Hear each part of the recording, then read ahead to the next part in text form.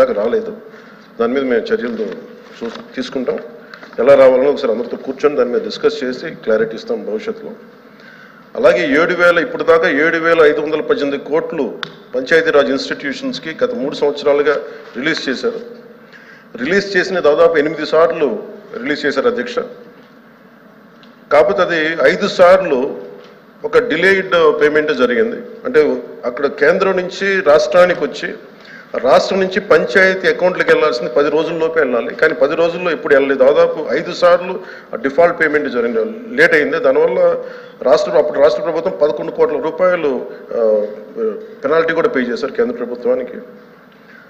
అలాగే ఇప్పుడు భవిష్యత్తులో ఇంకా ఏమేమి జరిగినాయి, ఇంకా అవకతవకలేని జరిగినాయి అంటే ఇంత గౌరవ సభ్యులు చెప్పినట్టుగా దాదాపు డిస్కామ్స్కి పంచాయతీరాజ్ వారి అనుమతి లేకుండా, సర్పంచుల అనుమతి లేకుండా దాదాపు 2,165 కోట్లు వాళ్ళకి డిస్కామ్స్కి పే చేయడం జరిగింది.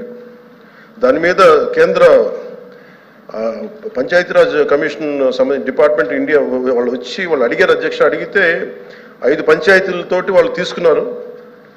దాని మీద మొత్తం జరిగిన తర్వాత వాళ్ళు ఒకటే చెప్పారు, దీంట్లో కొన్ని అవకతవకలు 6 అంశాలు లేవనెత్తారు అధ్యక్ష. 6 అంశాలు లేవనెత్తిన దాని అనుబంధంగా అన్నీ ఉన్నాయి.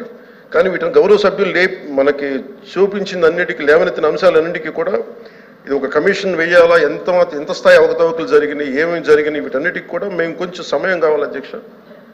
కొంచెం మీకు సమయం ఇస్తే వారు లేవనెత్తిన అంశాలన్నింటికీ సరైన రీతిలో బాధ్యతగా మేము సమాధానం ఇస్తాం. అలాగే గౌరవ సభ్యులు చెప్పింది సచివాలయంలో సర్పంచులకి స్థానం లేదు అక్కడ గ్రామ సచివాలయాల్లో. అది మా దృష్టి